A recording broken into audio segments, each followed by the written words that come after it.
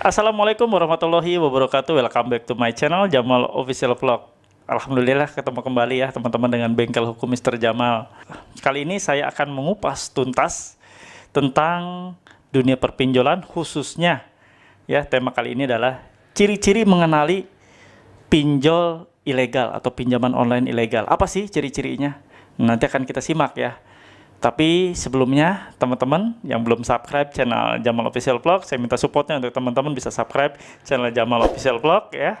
Jangan lupa diaktifkan loncengnya untuk mendapatkan notifikasi video-video terbaru saya. Jangan lupa di like, dan bila teman-teman merasa bahwa video-video saya memberikan manfaat, memberikan solusi untuk teman-teman lainnya, silahkan di-share ke berbagai media, mau di FB, mau di Instagram, silahkan kalian share ya, semoga bermanfaat. Dan untuk teman-teman yang mau bertanya, silahkan tanyakan di kolom komentar. Tanyakan apapun terkait dengan dunia perpinjolan, silahkan kalian komentar di sana. Oke, teman-teman semua, check it out.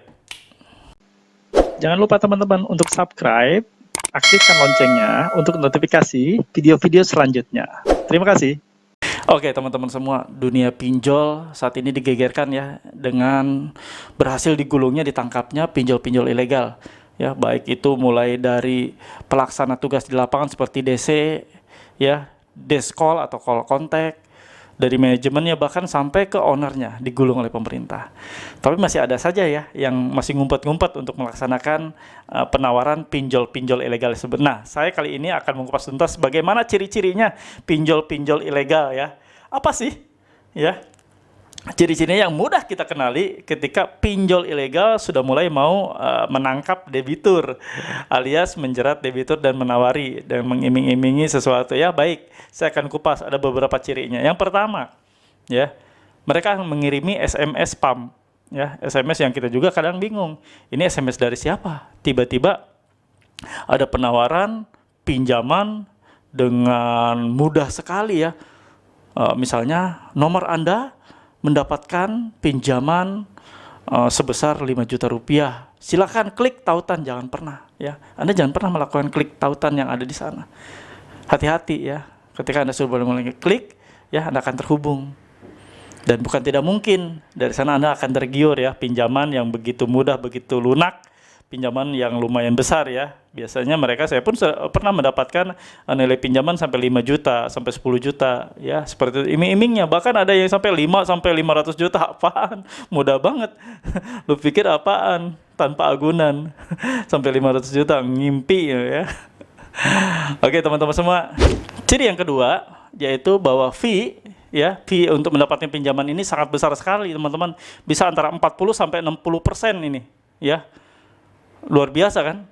Ya, ini ciri-ciri yang paling awal aja udah kelihatan ya. Selain tadi Anda mendapatkan SMS spam yang dikirim secara blast ya ke teman-teman semua yang kadang-kadang teman-teman bingung, ini SMS dari mana? Ini juga ada ciri kedua nih, ya.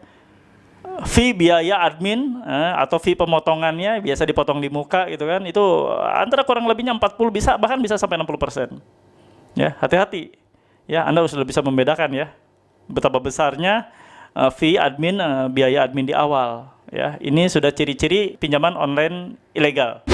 Yang ketiga, ini ciri-ciri yang ketiga dari pinjaman online ilegal itu atau pinjol ilegal ini, yaitu suku bunga dan denda yang begitu tinggi per harinya, bisa mencapai 1% sampai 4% teman-teman.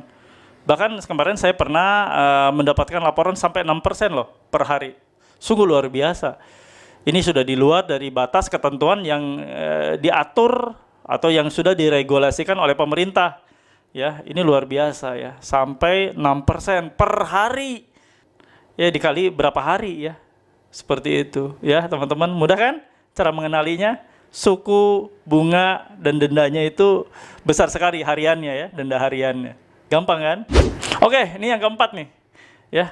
Yang keempat itu adalah jangka waktu pengembalian atau pelunasannya itu super cepat. Yang tadinya misalnya kalian diiming-imingi itu batas waktu pengembaliannya misalnya 60 hari ya, itu bisa terjadi hanya pengembaliannya 30 hari, hanya pengembaliannya 35 hari, itu bisa terjadi teman-teman semua.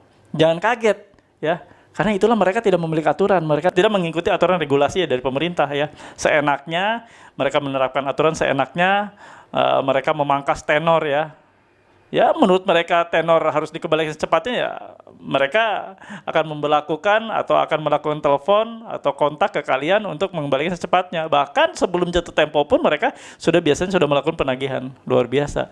Inilah ciri-ciri dari pinjol ilegal. Lalu kelima, ciri-ciri apa lagi nih yang kelima ya? Ini yang paling mudah ya, bahwa mereka akan meminta akses untuk foto, video, dan data-data penting lainnya yang ada di handphone Anda.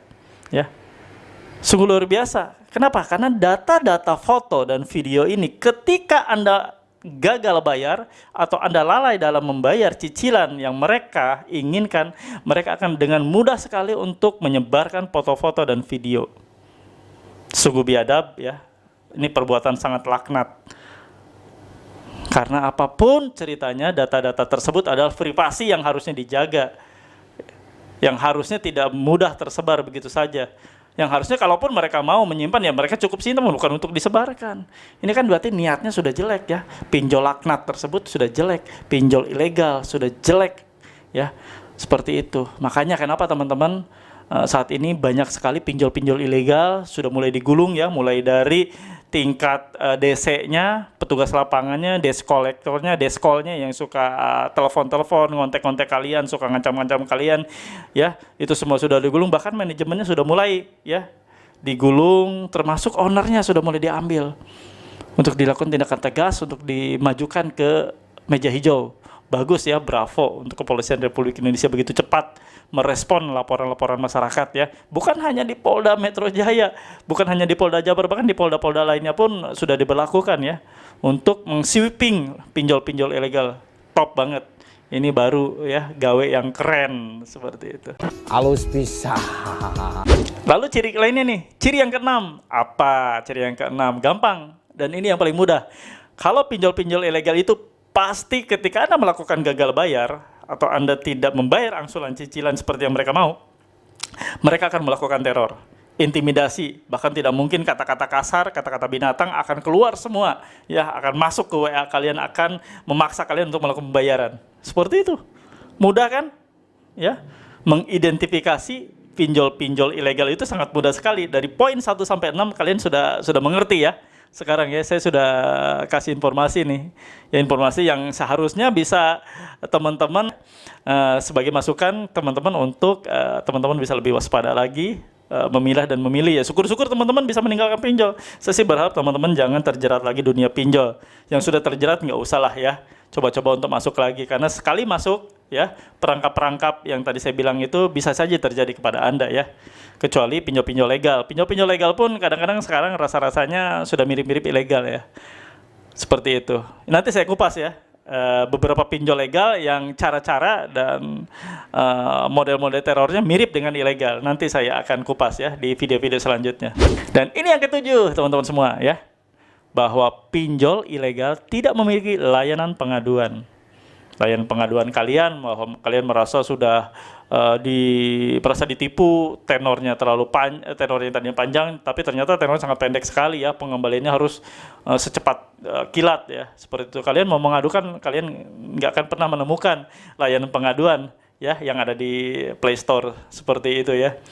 Itu yang ciri-ciri yang paling gampang kan, tidak adanya layanan pengaduan. Mau ngadu kemana ya bingung, karena mereka juga tidak memiliki badan hukum ya. Yang mereka yang penting asal menebar dana. Bagaimana caranya dana yang saya punya ya, menurut pinjol ilegal nih ya, dana yang gue punya gue akan tebarkan ke kalian dan kalian harus bayar secepatnya. Itu makanya mereka merekrut DC-DC debt collector yang kurang berpendidikan. Menurut saya kurang berpendidikan. Terserah kalian mau DC-DC mau tersinggung atau apa ya, apapun ceritanya, kalian yang melakukan teror, intimidasi kepada nasabah, khususnya nasabah-nasabah pinjol ilegal ya, ini kalian harus tahu ya, DC-DC-nya nggak usah tersinggung ya kalau saya sebut kalian tuh DC-DC yang laknat, DC tidak punya otak, DC-DC yang tidak punya perikemanusiaan. Kalian menyebabkan orang-orang sampai stres ya, bahkan ada yang sampai bunuh diri ya. Pikir sama otak kalian ya, apakah itu pekerjaan yang layak untuk kalian? Sebenarnya itu tidaklah sesuatu pekerjaan yang berkah buat kalian ya. Percuma, tidak akan pernah menyehatkan tubuh kalian, karena itulah bukan rezeki yang berkah, rezeki yang tidak halal, karena kalian mendapatkan rezeki dari cara-cara kalian mengintimidasi orang sehingga menyebabkan orang sampai stres, jatuh sakit, apalagi sampai bunuh diri. Ingat ya, kalian akan mengalami hal ini di kemudian hari, ya. Entah bagaimana caranya, ya. Karena Allah tidak meridhoi pekerjaan kalian seperti ini. Ingat para DC, saya perangi DC-DC pinjol laknat, pinjol ilegal seperti ini. Ya, kita masyarakat sudah selayaknya, ya, melakukan kampanye gagal bayar untuk pinjol-pinjol ilegal. Gagal bayar saja. Kenapa? Dengan cara kalian menggagal bayarkan, ya, tidak membayarkan angsuran atau cicilan pinjol ilegal ini, insya Allah, ya, pinjol-pinjol ilegal ini akan tenggelam di muka bumi ini, sehingga tidak lagi terjadi itu, ya, intimidasi-intimidasi, aturan-aturan yang mereka tabrak, aturan-aturan yang mereka langgar, bahkan tidak terjadi lagi, ya, nasabah-nasabah yang akhirnya mengakhiri hidup stres, sakit, ya, tidak akan terjadi lagi, ya. Insya Allah, ya, kita sepakat untuk menggaungkan bahwa pinjol ilegal tidak usah dibayar sekalian. Pinjol ilegal tidak usah dicicil lagi. Stop bayar pinjol ilegal. Oke teman-teman semua, terima kasih sudah menyimak ulasan saya tadi bagaimana mengetahui ciri-ciri daripada pinjol ilegal ini, biar teman-teman tidak terjebak, ya, dengan pinjol ilegal ini. Saya berharap teman-teman semua segera mungkin meninggalkan pinjol atau pinjaman online ilegal atau pinjaman online lainnya, ya. Hindari riba, karena riba itu apapun, semudah apapun, segampang apapun, ya, untuk didapatkan, itu lebih banyak mudaratnya dibanding dengan manfaatnya. Teman-teman yang mau berusaha pun, alangkah baiknya para UMKM untuk meninggalkan dunia-dunia pinjol, dunia-dunia riba seperti ini. Yuk kita cari cara yang lebih baik lagi, lebih syariah lagi, ya, untuk mencari rezeki Allah. Insya Allah ketika niat kita untuk meninggalkan pinjol sudah tercetus dalam diri kita, sudah terpatri bahwa kita akan meninggalkan riba dan tidak akan terjerumus kembali ke riba, insya Allah rezeki Allah akan berkah, kita akan mendapatkan rezeki yang lebih baik lagi, bertubi-tubi Allah akan turunkan rezekinya, insya Allah, ya. Allah akan merahmati segala pekerjaan kalian, segala usaha kalian, karena niat kalian sudah baik untuk meninggalkan dunia riba pinjol. Semoga teman-teman selalu disehatkan beserta keluarga besar. Allah selalu merahmati, ya. Terima kasih. Akhir kata, wabillahi taufiq wal hidayah. Wassalamualaikum warahmatullahi wabarakatuh.